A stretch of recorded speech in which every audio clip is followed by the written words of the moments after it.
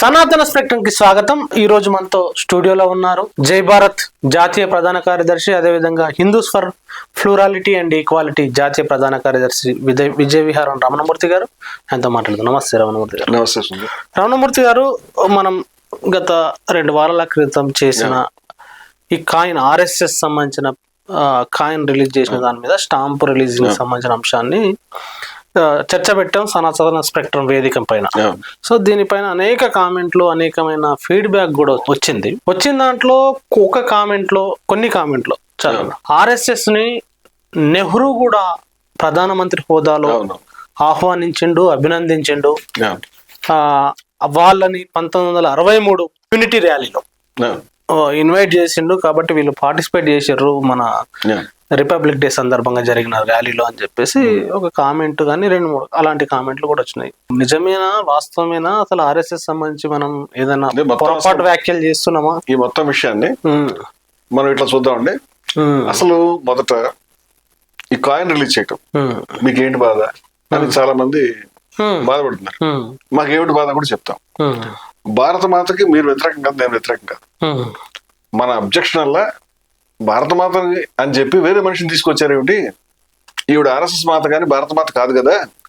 ఈవిడ చేతిలో ఈ కాయిన్ మీద ఉన్నటువంటి జెండా 3 రంగుల జెండా కాకుండా ఆర్ఎస్ఎస్ వాళ్ళ జెండా ఉన్నప్పుడు ఈవిడ ఆర్ఎస్ఎస్ మాత అనకుండా మీరు భారత మాతని అబద్ధం ఎందుకు చెప్తున్నారు? మోడీ గారు దేశ ప్రధానిగా మీరు ఈ పని చేయవచ్చా?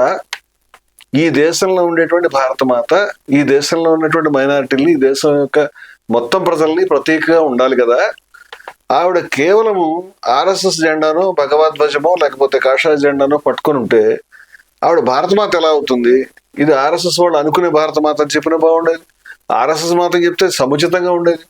భారత మాతని స్వయంగా మోడీ గారు డిక్లేర్ చేయటం, ఒక కాయిన్ రిలీజ్ చేయటం అత్యంత అభ్యంతరకరము, రాజ్యాంగ వ్యతిరేకము, దేశంలో ఉండేటువంటి సాంప్రదాయాలకి ఉల్లంఘన.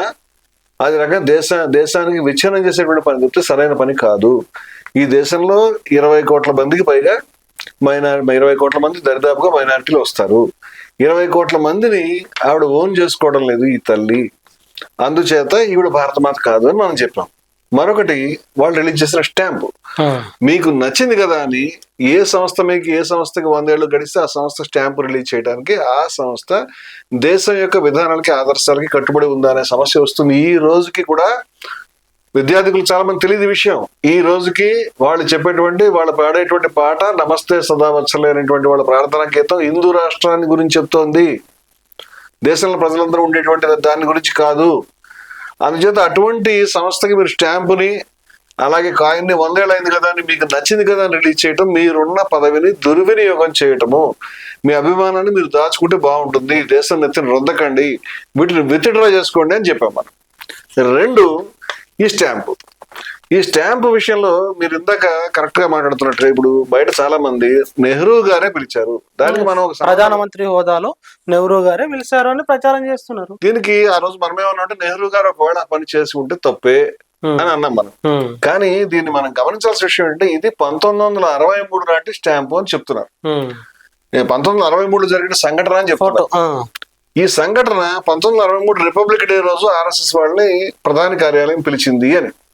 ఇప్పుడు నేను అడిగే ప్రశ్న ఏమిటంటే, 1962లో మనకి ఇండియాకి చైనాకి మధ్య యుద్ధం జరిగింది. ఈ యుద్ధం ఎప్పటిదాకా జరిగింది? మీరు రికార్డ్స్ తిరిగేస్తే దొరుకుతుంది. మీకు అక్టోబర్, నవంబర్ దాకా కూడా జరిగింది.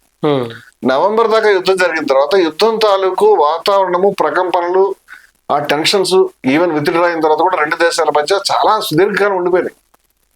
అది చాలా పెద్ద సంఘటన భారతదేశ చరిత్రలో. భారతదేశానికి చైనాకి మధ్య జరిగినటువంటిది. ఆ రోజుల్లో దాని మీద సినిమాలు వచ్చినాయి, చాలా విషయాలు ఉన్నాయి. నవంబర్ నుంచి కరెక్ట్ గా డిసెంబర్, జనవరి, కరెక్ట్ గా 1-2 నెలల గ్యాప్ లోనే అతి తక్కువ కాలంలో మనకి రిపబ్లిక్ డే వచ్చింది. దేశం సరిహద్దుల దగ్గర, పైగా మనకు భారతదేశం ఆ రోజు ఇండియా చైనా వారిలో భారతదేశం నెగ్గిందని చెప్పడానికి ఏమీ లేదు. భారతదేశం ఒక రకంగా చెప్పాలంటే దెబ్బతిన్నాం ఆ రోజు మనం. ఆ బాధ అందరికీ ఉంది. ఆ కాలంలో ఉన్నటువంటి కవిత్వంలో, సినిమాల్లో, పాటల్లో కూడా ఈ బాధ వ్యక్తమైంది. ఎందుకు అనేది మనం సమీక్షించుకుందాం, వేరే విషయం. ఇవాళ నెహ్రూ గారు కూడా అదే ఆవేదనతో చనిపోయాడని చెప్తారు. తర్వాత చనిపోయాడు త్వరగానే.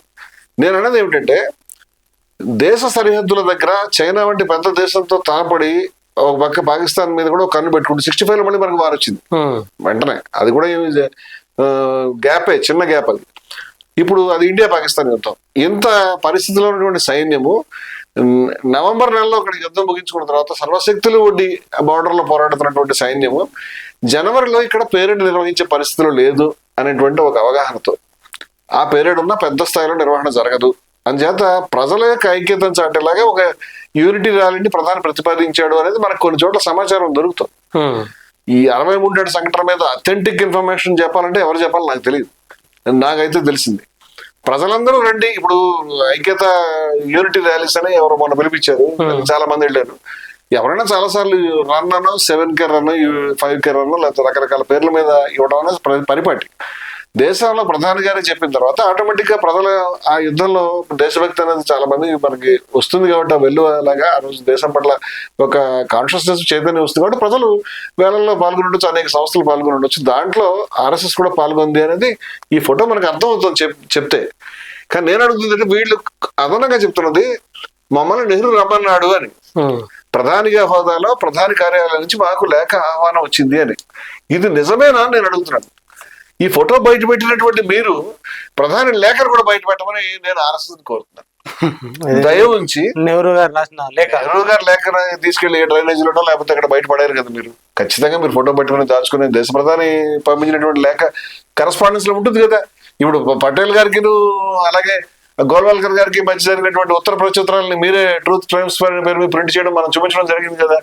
నెహ్రూ గారు మిమ్మల్ని ఆహ్వానిస్తూ పంపించిన లేఖ నెహ్రూ గారు వ్యక్తిగతంగా కానీ ప్రధాని హోదాలో కానీ ప్రధాని కార్యాలయం నుంచి కానీ భారత ప్రభుత్వం నుంచి కానీ మీకు అందింది బయట పెడితే ఒకవేళ ఆ లేఖ ఉంటే అప్పుడు కూడా మేము నెహ్రూ గారు పొరపాటు చేశారు. ఎందుకంటే దేశం యొక్క విలువలకి కట్టుబడినటువంటి సంస్థ, దేశంలో కేవలం హిందువుల్ని మాత్రమే రాజ్యం ఏర్పడాలని కోరుకునేటువంటి సంస్థని పిలవడం నాకు తెలిసి ప్రధాని హోదాలో కరెక్ట్ అయిన విధానం కాదు అని చెప్పగలుగుతాం. కానీ అసలు లేఖ లేదేమనుకుంటుంది. అంటే మన అందరూ వెళ్ళినట్టుగా మీరు కూడా వెళ్ళి మీరు ఒక ఫోటో తీసుకుని ఇవాళ మమ్మల్ని దేశంలో ప్రధాని పిలిచాడని ఫోటోని చూపిస్తున్నటువంటి మీరు దేశ ప్రధాని లేఖను బయట పెట్టమని మేము డిమాండ్ చేస్తా ఉన్నాం. అది కనుక మీరు బయటపెట్టి నిరూపించుకోండి. మా దగ్గర ఎక్కడ ఉంది అంటే ప్రధాని లేఖను మీరు జాగ్రత్త పెట్టుకోలేరా అని నేను అడుగుతాను. లేదు మేము జాగ్రత్త పెట్టుకోలేదంటే అయ్యా ప్రధాని కార్యాలయం నుంచి మీ వాడే కాబట్టి ప్రధాని ఆయన కూడా స్వయం సేవకుగా చెప్పుకుంటాడు, ఇక్కడికి వచ్చి దండాలు పెడుతున్నాడు కాబట్టి ప్రధాని గారు అయినా సరే ఇది నెహ్రూ గారు రిలీజ్ చేసిన లేఖని ప్రధాని కార్యాలయం నుంచి ఆ సోర్స్ నుంచైనా ఈ సోర్స్ నుంచైనా మీరు రిలీజ్ చేయగలుగుతారు. అప్పుడు మీరు చెప్పినటువంటి మాట అథెంటిక్ అవుతుంది కానీ లేకపోతే మీరు అబద్ధం చెప్తున్నారేమో ఈ విషయంలో. ఎందుకంటే అబద్ధాలు చెప్పడం మీకు అలవాటు అనేది గతంలో చాలాసార్లు రుజువైంది. అదే ఈ విషయంలో నెహ్రూ గారు పటేల్ గారు కూడా పటేల్ గారు చనిపోయేదాకా ఆయన ఎన్ని సందర్భాల్లో గాంధీజీని చెప్పినటువంటి విషయాన్ని మీ RSS ప్రొడ్యూస్ చేసిందని చెప్పడం మనం గతంలో చూసాం. మీకు రాసిన ఉత్తరంలో అది. 2 నెహ్రూ గారు కూడా చనిపోయేదాకా ఉన్నటువంటి స్టేట్మెంట్స్ ని బయట తీసుకెళ్లి చూపించగలుగుతాను. ఆయన RSS కి వ్యతిరేకంగా ఉన్నారు, RSS ని విమర్శిస్తూనే ఉన్నారు, వాళ్ళ ధోరణి తప్పు పడుతూనే ఉన్నారు. ఎవరైనా సరే సమగ్రంగా ఆలోచించే వాళ్ళు మీ యొక్క మతతత్వ ధోరణిని అంగీకరించరు. అందుచేత మిమ్మల్ని ఏ సందర్భంలో పాల్గొమన్నారు ఏమిటి బయట పెడితే ఒకవేళ నెహ్రూ గారు చేసిన పొరపాటు మేము అర్థం చేసుకోగలుగుతాం, ఆయన కూడా మేము విమర్శించగలుగుతాం, దాన్ని వెనక్కి తగ్గేది ఏమి లేదు. కానీ వాస్తవాలు స్పష్టమవుతాయి. లేకపోతే నెహ్రూ గారు ఏమి ఇవ్వకుండానే మీరు మామూలుగా ఒక ఊరేగింపు వెళ్ళి ఆ ఊరేగింపులో మీరు పాల్గొనడం తప్పట్లేదు. మీరు దేశంలో పౌరులు కాబట్టి మీరు దేశానికి మద్దతు ఇవ్వడం అనేది గొప్ప విషయమే. కానీ మీరు చూపిస్తున్న చిత్రిస్తున్న విధానం ఎట్లా ఉందంటే ప్రధాని మమ్మల్ని రమ్మన్నాడు, మేము మా యొక్క దేశభక్తికి ఆయన స్టాంప్ వేసాడు, మాకు ముద్ర పడింది అని చెప్తున్నటువంటి విధానం శుద్ధ తప్పిది.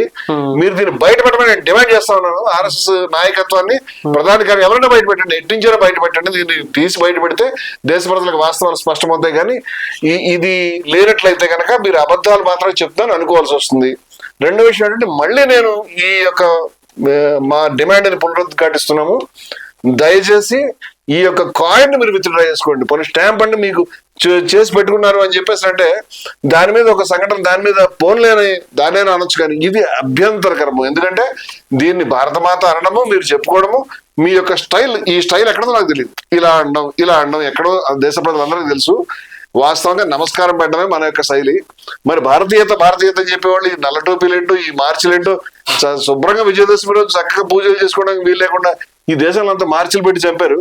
ఇదేమి దేశం ఎప్పుడు కూడా చూసినటువంటి విధానం కాదు. ఈ కర్రలను ఇవి త్రిశూలు ఈ మధ్య కొత్తగా శూలాలు లేకపోతే రకరకాల ఆయుధాలు పట్టుకుని తిరగడం, లేకపోతే ఈ నల్ల టోపీలు పట్టుకుని తిరగడం, ఈ యూనిఫార్లు వేసుకుని తిరగడం, ఇవేమి దేశం యొక్క సంస్కృతి కాదు. ఇవన్నీ పెట్టి మీరు చేస్తున్నటువంటి విధానం భారతమాత ఉంటే ఈవిడికి ఇలాంటి వందనం మీరు ఎందుకు కనిపిస్తారు నాకు అర్థం కాదు. ఎక్కడి నుంచి వచ్చింది ఈ విధానం? దీని సోర్స్ కూడా మీరు కూడా చెప్తే బాగుంటుంది. ఈవిడ భారత మాత అయితే ఈవిడ చేతిలో జెండా ఎందుకు లేదు? ఈవిడ హిందూ దేవతల పోలినటువంటి ఆహార్యంలో ఎందుకు ఉంది? భారత మాత్రం ఇలా ఎందుకు ఇంపోజ్ చేస్తున్నారు? మీ యొక్క స్థానాన్ని దురుపయోగం చేస్తున్న ప్రధాని గారిని అడుగుతాం. అర్జెంట్ దీన్ని విత్డ్రా చేసుకోమని మేము డిమాండ్ చేస్తాం. Thank you very much Ramakrishna గారు. అయితే మీరు చెప్పిన ఏదైతే ఈ స్టాంపుకి సంబంధించిన అంశంలో 1963లో ఆర్ఎస్ఎస్ పార్టిసిపేట్ చేసింది. అయితే దానికి నెహ్రూ గారి ఆహ్వానం ఉందా లేదా అని చెప్పేసి మనకు రివర్స్ ఇంజనీరింగ్ చేసి గూగుల్లో అడగడానికి మన టీంకి అసైన్ చేశాను. వాళ్ళు కూడా చెప్పింది ఏంటంటే అథెంటిక్ సోర్స్ అయితే గూగుల్లో కానీ వెబ్సైట్స్ లో కానీ అఫీషియల్ గా ఎక్కడ లేదు. అని ఎవరో చిన్న పార్టీలో మనిషి రాస్తే వేరండి. దేశ ప్రధాన కార్యాలయం నుంచి అథెంటిక్ సోర్స్ లేదంటే అసలు విషయమే అక్కడ లేదని. అథెంటిక్ సోర్స్ లేదు, వాళ్ళు ప్రచారం చేసుకుంటున్నట్టే కనిపిస్తుంది తప్పితే దీనికి సోర్స్ అయితే లేదు ఎక్కడ అనేది మన టీం కూడా అంటే ఈ ఇంటర్వ్యూ కంటే ముందు సెర్చ్ చేసినప్పుడు అట్లా వచ్చింది. మీరు అన్నట్టు సెర్చ్ చేసినా గూగుల్లో కొన్ని అది చేసినా చేయకున్నా నిజంగానే ఆర్ఎస్ఎస్ మిత్రులు ఆర్ఎస్ఎస్ వాళ్ళు తప్పకుండా ప్రూవ్ చేసుకోండి. మాకు ప్రధానమంత్రి పంపించినడు, ఆహ్వానాన్ని పంపించిండు, మీకే అది అడిషనల్ అవుద్ది. లేని విషయాన్ని అనేక విషయాల్ని ప్రచారం ఉన్న విషయాన్ని స్పష్టంగా ప్రచారం చేసుకునే అవకాశం మీకు వచ్చింది.